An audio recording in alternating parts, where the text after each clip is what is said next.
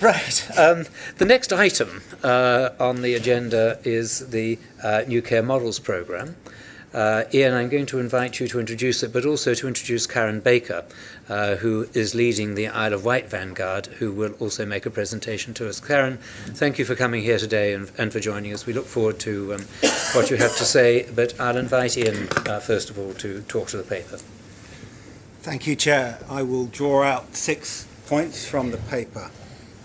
First, the energy and enthusiasm in the local site is palpable on the visits, as is the strength of the relationships between the constituent partners. And I think that gives us good grounds for optimism for the eventual success of the Vanguard sites. Secondly, our job nationally is to help solve problems for and with local sites and to help them seize the opportunities ahead of them. In July, we intend, as set out in our business plan, to publish the National Support Programme for the Vanguard sites. That programme will be commissioned collectively by the Vanguards, and it is a way of setting out the work programme for us for the year ahead, a way of the Vanguards holding us to account for what we will do to support them, and it is also a means for the board and the public to be able to see whether or not we are on track. Thirdly, there is more in play here than many of the sites, I think, appreciate in terms of our commitment and willingness to examine barriers to faster progress. And we are strongly encouraging sites not to limit and to constrain their ambition. I think this is particularly true in relation to redesigning workforce roles and making use of digital technology. Fourthly, NHS England and indeed our myriad other partners will back the Vanguard sites. The National New Care Models Board, which I chair with Adrian Masters at Monitor, and involves many other partners, NHS clinical commissioners, NHS providers, voluntary sector organisations, is 100% behind the programme, as are all of the arm's length body chief executives who co-authored the Forward View, and they are committed to supporting and sponsoring individual Vanguard sites. We have seen in the last week or so a very clear public statement of support as well from the Academy of Medical Royal Colleges, expressing the strong intention of the Royal Colleges to back the Vanguard sites in developing new workforce roles. Fifthly, across the country, we know outside of the Vanguard sites, many communities are actively progressing their plans for developing multi-specialty community providers and primary and acute care systems, as well as better health in care homes. And we strongly encourage those sites and give them permission to crack on with their plans.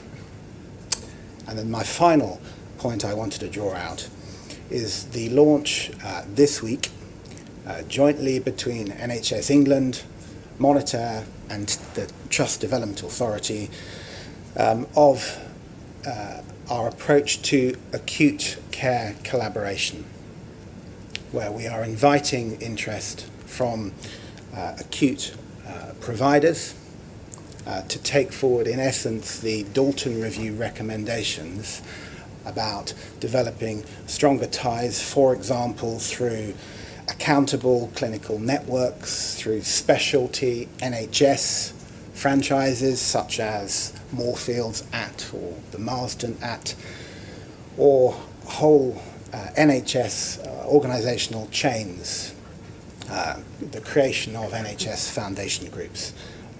This work, I think, is very important and provides new strategic options for our hospital sector in terms of their future direction, in addition to the option of vertical integration through the PACS model. And then finally, I would add that the programme's philosophy is about being locally driven and nationally supported.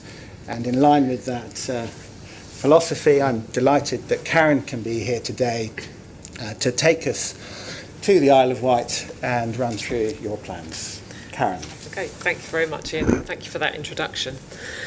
So, thank you for the opportunity to talk about what's happening on the Isle of Wight. I will say that I'm the Chief Executive of the NHS Trust, but I'm very much here on behalf of partners. We see ourselves as a single leadership team now, and it could be any one of us doing this presentation.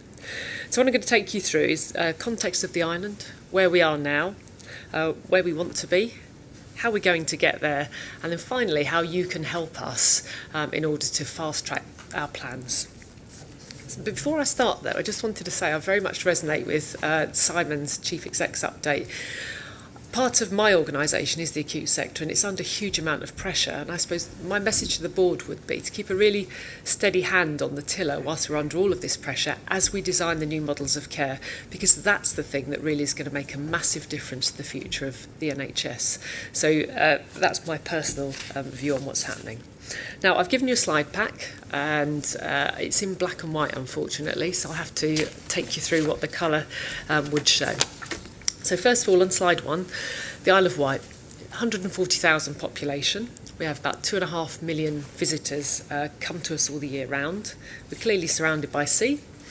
And our demographic, when you think of the Isle of Wight, you probably think of Cowes Week and you think of lots of affluence. But just to contextualise that, 20% of our children live in poverty. So we do have some really huge challenges there around public health. Our age profile, and I think this is the important thing, is that 1 in 4 of our population are over the age of 65. And that's a demographic that England will have in about 20 to 30 years. So we're already there. And with that, 1 in 10, more than 1 in 10 are over 75 years of age. So you can see that we already have that complexity and frailty on the Isle of Wight. So, moving on to the next slide. This was talking about 3 years ago, the local authority, the CCG and the Acute Trust realised that we needed to get together to define how we needed to work in the future. We'd realised we had a challenge of geographical isolation. We had a growing elderly population and resources were limited.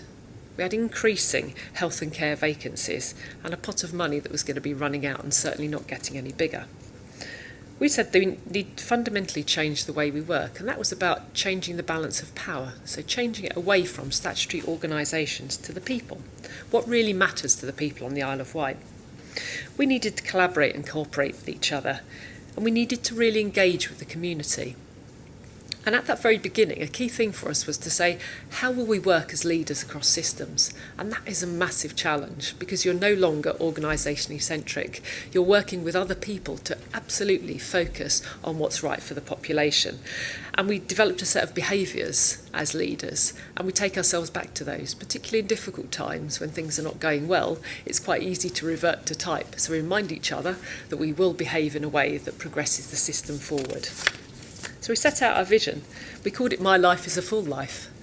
We struggled with the title, but I think that really describes it's not just about extending years, it's about making sure that people live full and rich lives for the number of years that they're here. We started then to engage with the local population. And you'll see on this slide, what do people want? We used national voices in the I statements for that. And we really asked the population, how do you want to modify this? I think the first one is the one that they particularly looked at. I'll no longer be a patient or a client. I'll be a person. And that is a fundamental shift in the way you're looking at people. So to do that, we developed a single point of access. And we've got an urgent care hub. And in the urgent care hub, we've got 999, 111, district nurses, social care, allied health professionals, hospital transport, a switchboard. And every time I go to the urgent care hub, there's another service in there. And you might say, well, so what? What difference will that make? And an early example was the paramedics being co-located with the district nurses. They started to think about sharing skills. So we now have paramedics who can catheterise patients. We have district nurses who can do advanced wound closures. And that means that people in the community get just one visit. They don't have to have a number of different professionals coming out to them. So they've got multi-skilled professionals coming to see them. The other thing is they share information. So they overhear each other, and they listen to what's going on, so they can help each other with the kind of care packages that they're developing. And also, being in close proximity, they just talk to each other. So they've got a huge amount of support, and they really make things work for the island population. We've also got integrated locality teams. So we've divided the island into 3. They're headed up by GPs, and they are multi-professional teams. So we've got district nurses, social care, the voluntary sector. We're bringing on nursing homes and rest homes. And we've got successes in acute care across diabetes and dermatology. I have to say, though, that acute care is a bit slow to this table, and I take responsibility for that as the leader of acute care. I think people look at hospitals, and it's very difficult to imagine what does the future look like.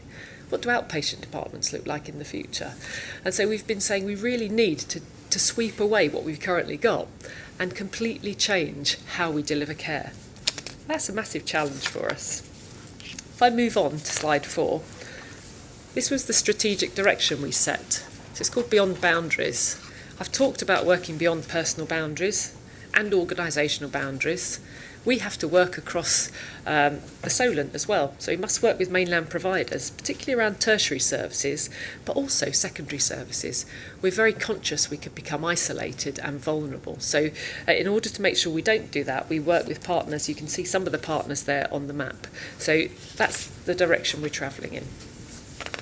The next slide says currently, what's the current model at the moment? My Life of Full Life absolutely overarches everything we do, and we see ourselves as that single leadership team. That's our brand, and it's a very strong brand on the island. Everybody recognises it. But at the moment, we've got many services. They're not all quite joined up as they should be. There are some good examples of where they are, but there is still duplication. And if I just use a quick story about a guy called Bob. He was a 94-year-old man with dementia. He was cared for by his wife at home. And she suddenly died. She had a heart attack and died. And so it left him in a very vulnerable situation. Our crisis response team went in there. They'd never heard of Bob before. They didn't know what was going on. They went in and they had to put him into a residential home for a number of days whilst they designed a care package around him that enabled him to stay at home for the last 18 months of his life. Now, that care happened. But in addition to that, a member of the voluntary sector would go round and take him out to the pub whenever he wanted. So they really helped with that care for Bob and what was important to him. And if I move on to how things should look in the future, which is the next slide, we would have known about Bob, so he wouldn't have had to go into a residential home. The community would know. We'd have shared IT. We'd know what was going on. They would have told their story only once. He would have been on the radar for somebody to say, oh, we know about this family. We realise that there could be something vulnerable happening there. We'd be increasing social capital as well, so we'd have teams working together, so not just statutory teams but also voluntary sector and also carers involved in what we're doing. I'll move you on to slide 7, just in detail. What more about the model? Now this is where your slides aren't going to work and mine are, because you're in black and white and this slide is in colour, so this is the slide I'm looking at the moment. The blue on the outside represents statutory functions.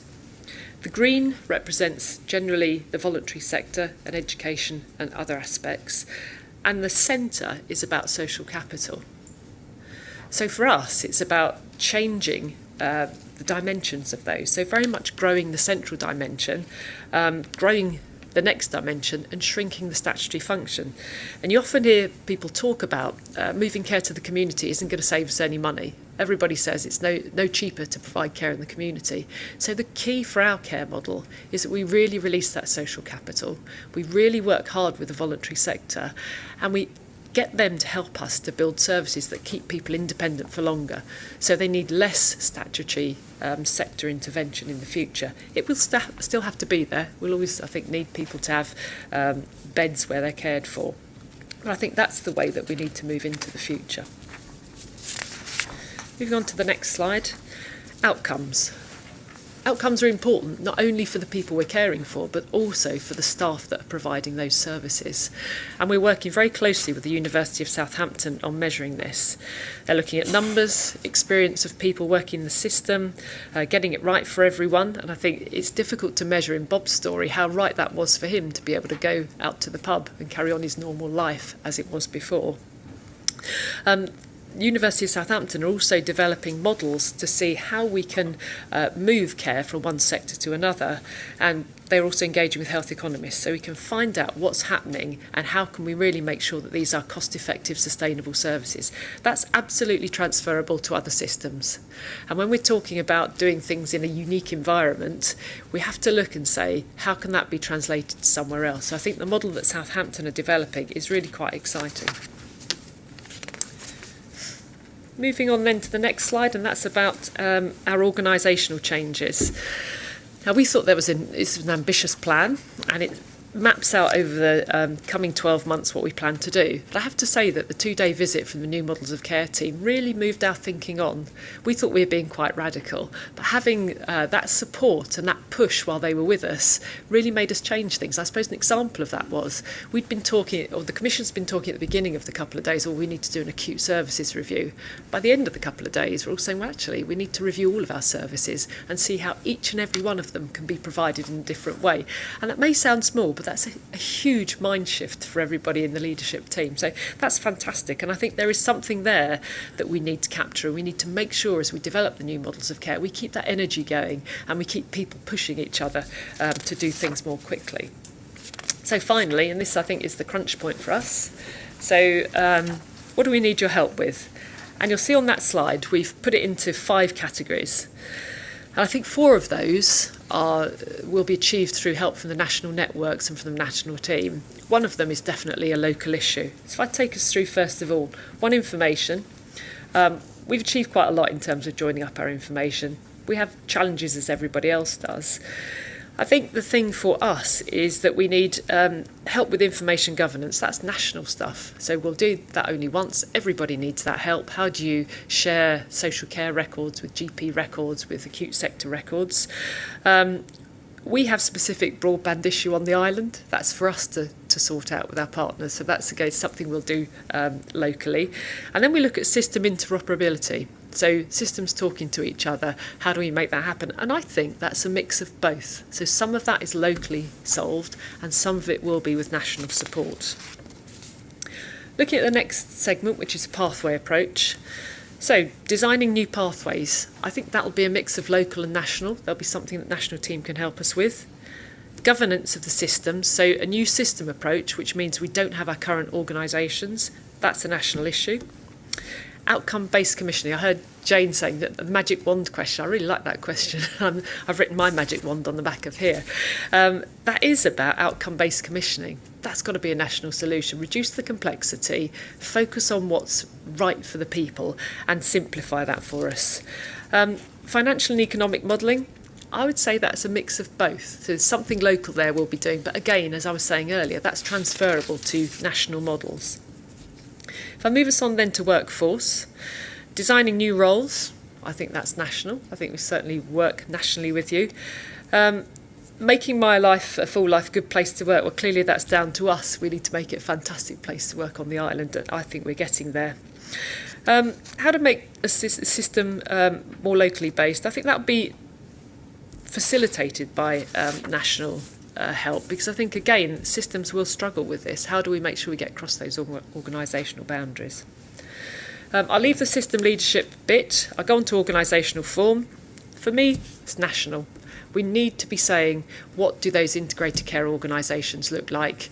Let's use a central resource to really work with legal teams. How should we redesign systems so that we've got a new organisation? I don't think we should be doing that locally at all, apart from having conversations about saying we really want to do this. So the change that has to happen will clearly happen locally. I think nationally you can help us with what should it look like. The one I missed out was system leadership development. I think generally that's going to be quite a lot of local input. We need to have the space and the time for local people to be able to move these changes forward, in particular clinical teams.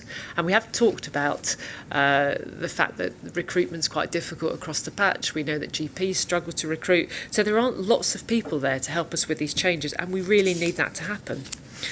I think we do need national networks, and my view is that we should have them focused on things. So if I looked, for instance, at perhaps communications and public engagement, I think on the island we've done a great job. And when you look at our brand, it's very, very strong. You talk to people about it. We've spent a lot of time designing that. Is there a way that we could have a national network in which the Isle of Wight took a really leading role and helped the other Vanguard sites to say, so how have you done that and what can we learn from you? So there is definitely a way of structuring that, and I think I'd be very interested in seeing how we can move that on. So in summary, I think there does need to be real investment locally. I see you smile. It's always going to be a difficult one because time costs money, and in order to get people's engagement we need to make sure that we put some money into that and we really value their time.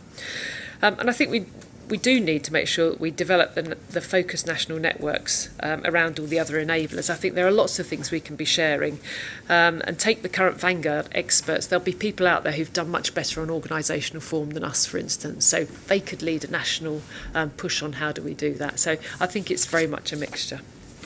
Thank you very much for the opportunity to talk about the island, and I'm very happy now to take any questions and comments from around the board.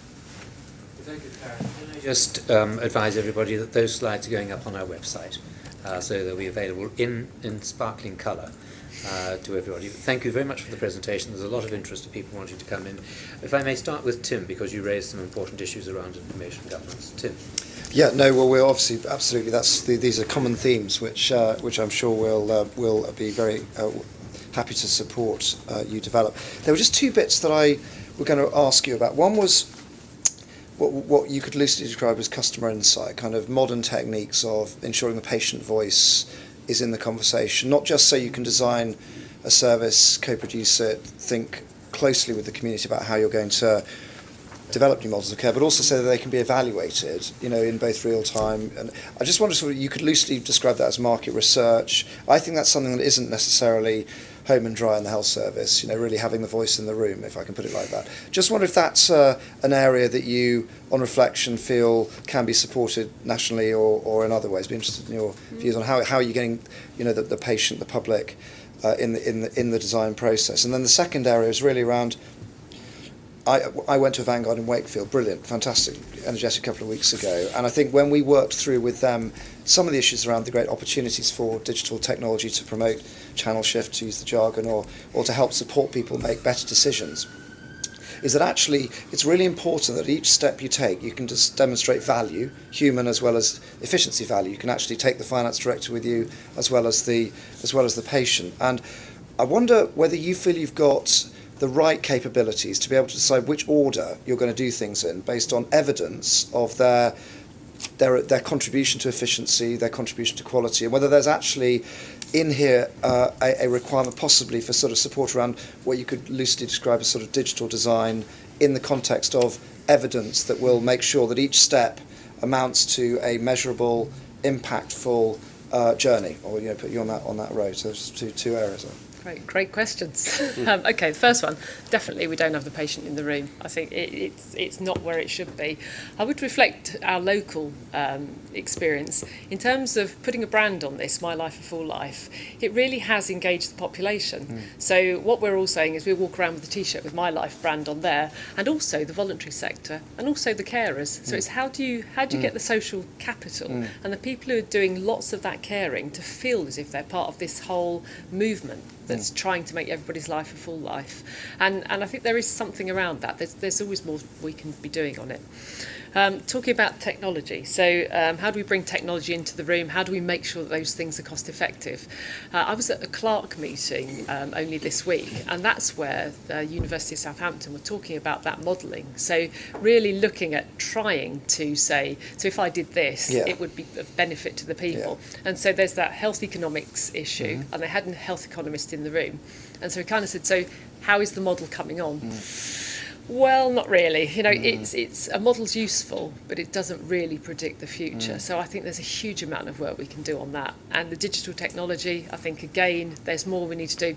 Because I think when we first started looking at digital technology, so people monitoring themselves in their own homes, when that first came up, the medical director said to me, that's all well and good, just phone them up and ask them how they feel. He said, you'll get the same sort of response. However, I have to say he's shifted in his thinking now. So I think as technology advances, there definitely will be real benefits from that. And I think you're right, we have to scrutinise it and say, will this really make a difference or not?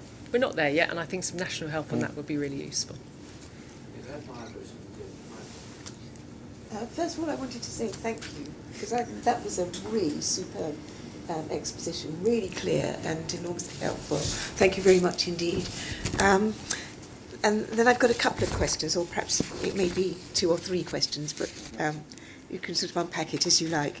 The first one is that you talked about the way in which the partners are all involved together and all equal, and in fact you actually led by saying that anyone could have come in and given the exposition. And that's great, but to the extent that you need to drive implementation, do you feel that there should be, one project leader, and do you feel that not having that could slow or in any way hamper? And if you do feel that there should be one project leader, how would that impact on the other partners, and how would that leader emerge?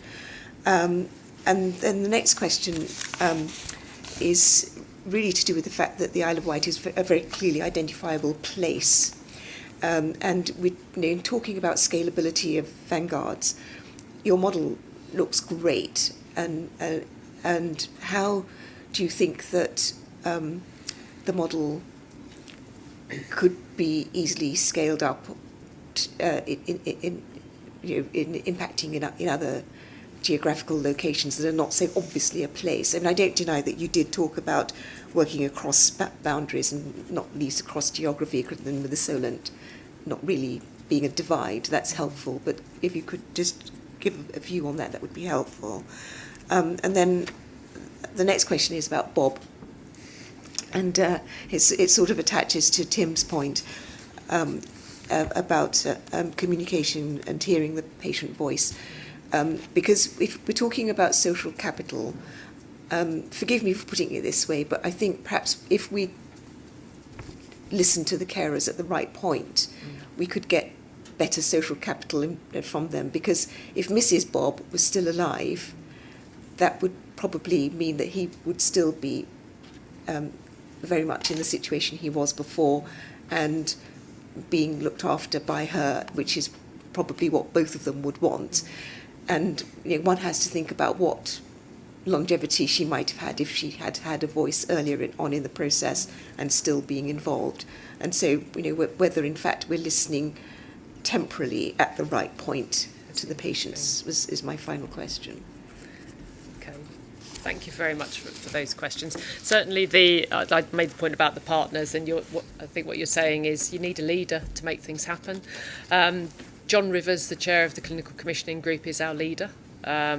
We're all completely comfortable with that. In fact, somebody asked me the other day, how does John feel about you going to NHS England? I said, he's not going to be worried at all. We speak with the same voice. I think if we get into a sticky situation, then certainly we'll look to John. I think it's really important to have team leadership. So each one of us has a different strength, and we need to bring those strengths to the table. So I agree, I think we need one person, but I do think we need to work out how we're going in the same direction as a team, as well as having somebody that could perhaps, I think you're saying, who arbitrates when you're all disagreeing. Yeah, I think that's right.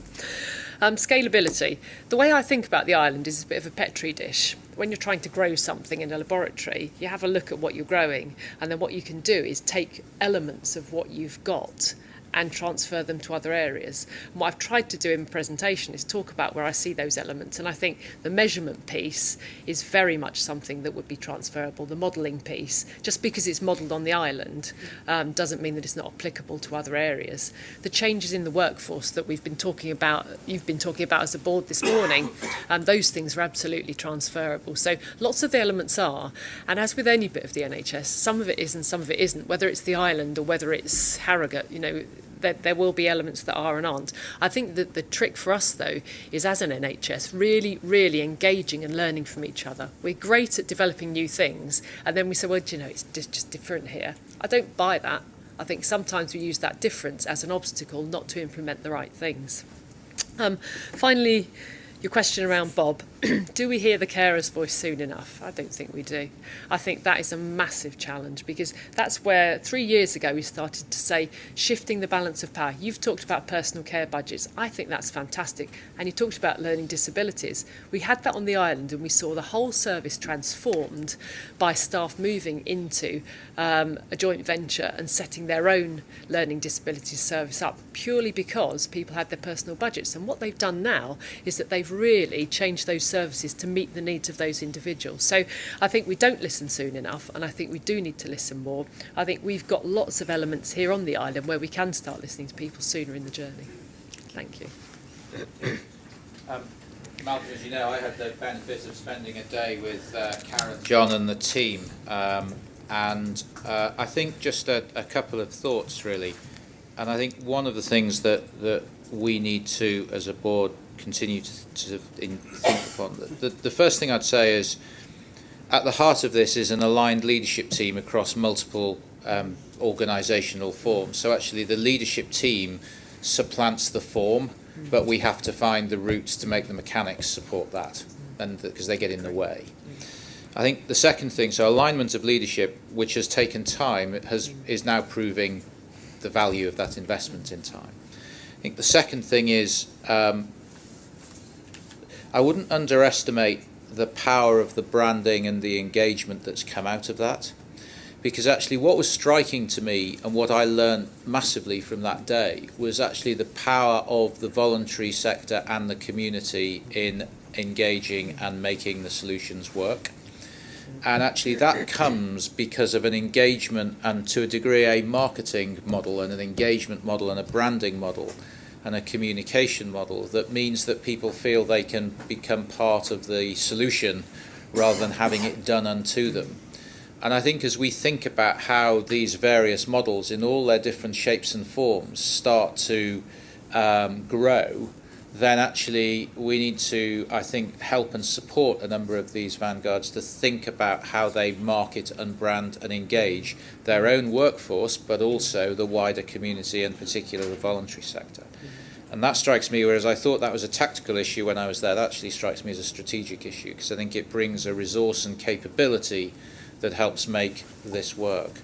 And I think the third observation I would make is I came away with two thoughts, one of which is, given the Isle of Wight is to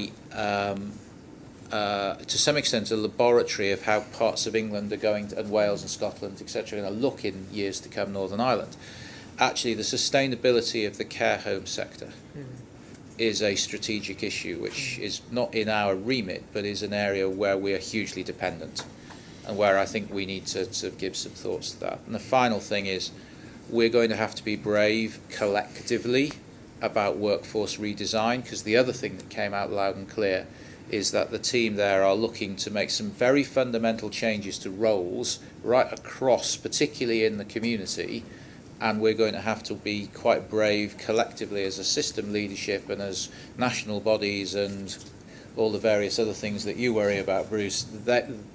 That's going to be an essential part of making this work as well. So I think engagement, branding, alignment of leadership, sustainability of the care home sector and the workforce redesign, but there's a lot we can learn.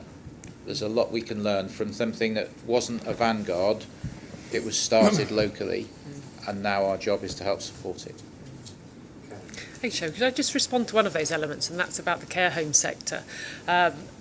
We are looking on the island at beds across the island. So what we're saying now is it's not just about acute beds. I think some of the pressures, certainly across the acute sector, is the care home sector. So we've very much got those people around the table. And I think it's important for us to think about innovative ways of how we help those people to staff the care sector, because certainly they struggle with double-handed care packages, nursing home recruitment, and if there's some way that we can all get together on that and say how do we help that to succeed, I think it's very, very important. It's a great point.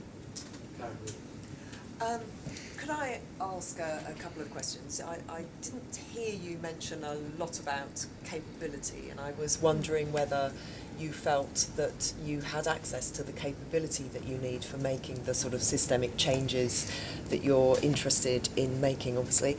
And the second relates to the leadership aspect, which you touched on, but I'm really keen to understand a bit more about what's the leadership ask, if you like. What are the issues and what are the requirements that you're looking for? Is it in terms of upskilling or accessing leadership programs for people you already have, or new leadership, or what is that?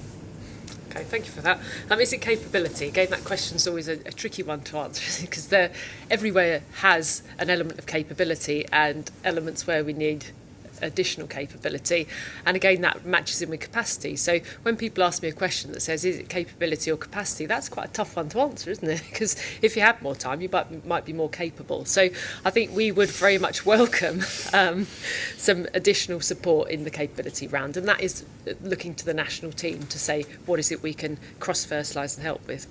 In terms of the leadership, the key thing about the leadership that we've done already is to have those behaviours. So we need vision, values and behaviours that are aligned across the whole system. So you no longer care whether somebody works for the local authority or whether they work for the trust or the voluntary sector.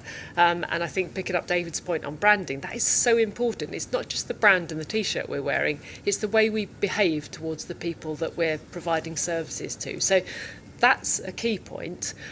System leadership is crucial because people do just go back into their silos. When times get tough, people go back into their role. I was actually talking to somebody from the Trust Development Authority, and we were unpicking this slightly and saying, where do you go? And she said, well, when times get tough, you revert into your silo. So you have to get rid of the silos. And some of the things that I've heard the board discussing today almost start to reinforce the silos because it's a system we're working in. We've got to get our heads around the fact that these things are getting in the way of providing the right care for the people in the country. So, thank you. Okay. Right. One or two further interventions. I'm just going to give forewarning to Ian that before we close this item, I think we'd welcome from you a summary of how we're responding to the items that Karen has identified as national issues for us to be taking forward. First of all, Kieran. I think that was going to be my point. I think this is beginning to define what our role going forward should be. It is about outcomes-based commissioning. It is about workforce roles, new ones that haven't been invented yet. It's interesting what you're not asking for. You're not asking for more performance management. You're not asking for more forms to fill in.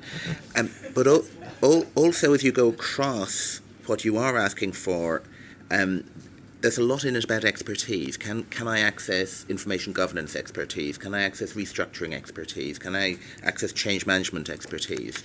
And I think there's something we need to think about there around saying, how do we create the environment, as you were saying, for you to share with the other vanguards, with the integration pioneers, with general enthusiasts, to share and learn from each other, but how do we also play in some of that deep expertise to say, this is what I need now. I won't need it in 3 months' time, I need it today.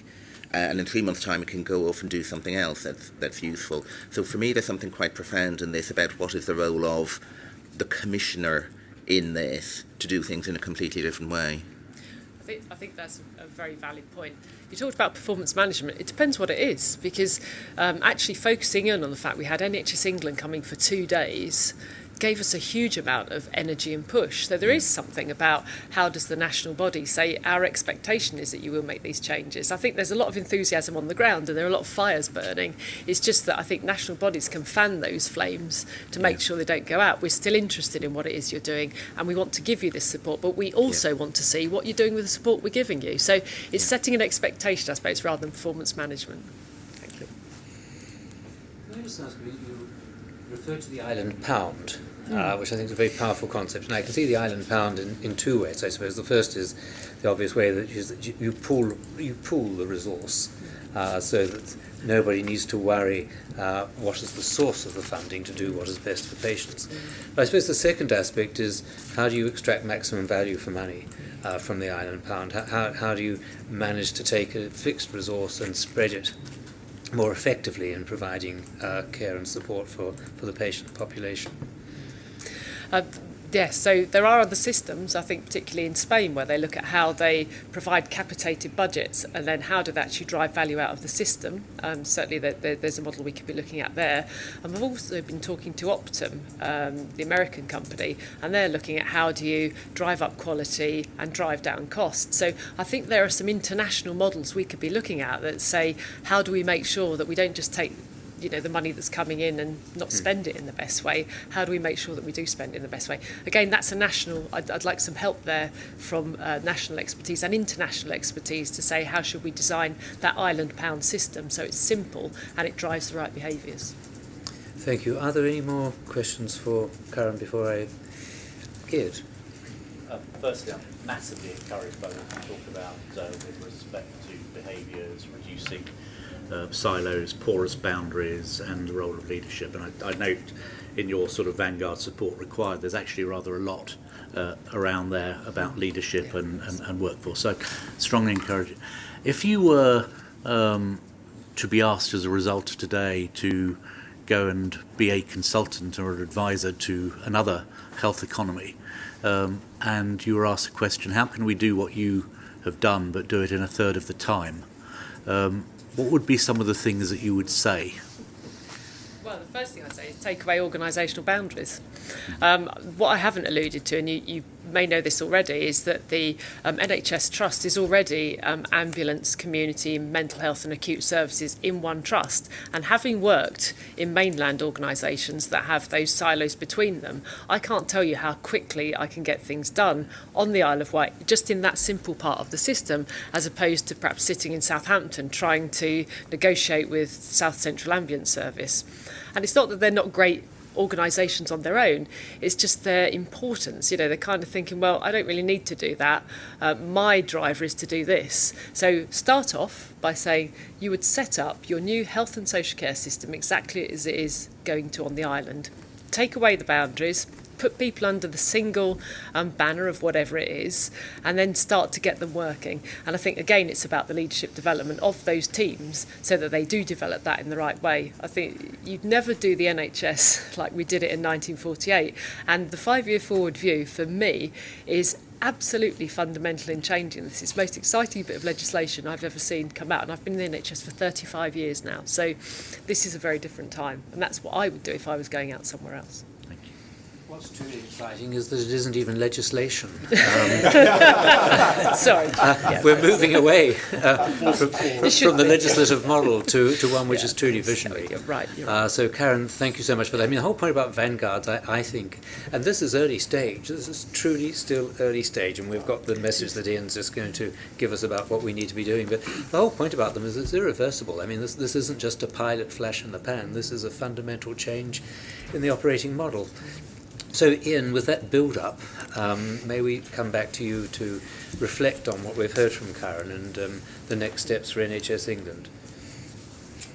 So I think the challenge to us and our national partners is to continue to engage with the vanguard sites and to channel what the collective requests are, to sift between what is purely local and what are the things that can then be done in common, and to make sure we can articulate the right programs of support to deliver what you need. And that goes back, Chair, to the July National Support Programme. It also goes back to how we can support the different cohorts to work together as collectives.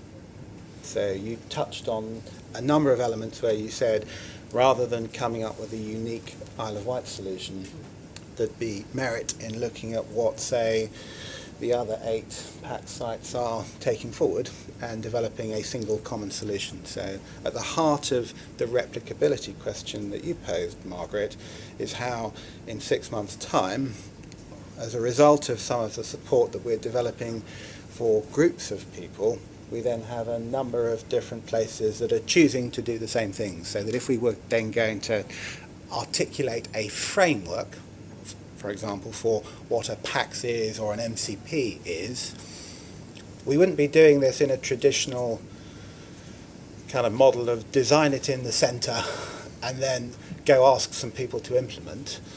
What we would have done instead is co-design, well, what this thing is in a number of different sites, and we would be learning from the experience of the integration pioneers, in that rather than producing the framework with local case studies of the unique things that different areas have done, we'd be pointing to what groups of people are doing in common that gets beyond just the heroic local leadership and the relationships. I think on many of the questions you've posed about how do we simplify the system, if the NHS is a complex adaptive system, it's arguably far too complex and insufficiently adaptive, and we have a massive opportunity, I think, to help with the simplification of it, focused around people, focused around breaking down those boundaries between the historical settings of primary care, community services, hospital-based services, social care services and social care beds, and free you up to give you a potentially bundled pot of cash and support you develop the right organisational forms that aren't the ends in themselves, but are some of the enabling wrappers for you then to be able to progress the rethinking of technology, of workforce roles, of patient and community engagement, because those are the things that are really going to drive change. I'm not going to allow this to run off too much longer because we're getting far too excited about it. There is so much learning that we've got from Karen to absorb, and actually the challenges for us from this are not trivial. They're really very serious. But if I could just take quick comments from David. Was it Bruce as well? No, David. Very simple, Chairman. It's just that from the perspective of this board, the commissioning committee is overseeing and governing the aggregation of what are the requirements and how do we then set about to fix them, and what are the implications for NHS England within that. And undoubtedly we'll bring that back to the full board at some stage. Thanks, David. Margaret? What can we do to help in terms of collection of material evidence data about demographics, locale and so on, that would make it easier to map across for the purposes of replicability, so that the learning from the vanguards, the learning is, in other words, I suppose it's the question of how you cut down the time again for replicability, because we've already identified issues, we've identified similarities, and because as the national body we've got the information, we've got the evidence. What do you see? Well, I think it's a question for both you and Ian, as the essence of the evidence that we could retain to help with that. I just talk about the Vanguard, so even meeting other Vanguard sites, we're starting to learn about what's similar about our demographics. So it's been very, very powerful getting together with, for instance, Harrogate also have challenges around an elderly, frail population. So that's a start. Moving it into the whole national picture, I think I'll hand over to Ian to talk about how we might do that. So an integral part of the support programme will be the work on operational research and evaluation, supported by the new unit we've established, which will be looking to develop a set of common metrics and ways of understanding what are the active ingredients of change and the causation, the logic models and the causation of what people are doing in the local sites that is then driving those outcomes. And our challenge and opportunity here is to do that very actively and intensively with all the local sites and make sure that that happens faster than is traditionally the case. Right, thank you, Karen, so much for coming and talking to us this morning. I think there are many messages that we'll take away, but one that resonates, I think, is leadership. and the leadership that you've demonstrated, but it's a team model of leadership and the behaviours that demonstrates. And the issue for us is, as we develop working with further vanguards across the country, how we encourage, facilitate and enable local leadership to emerge and to allow, as I've heard in visiting vanguards, how you allow a group of people to do what they've always wanted to do, but have been prevented by the structures that exist within the system. So thank you very much for joining us this morning, and thank you, Ian, for the paper.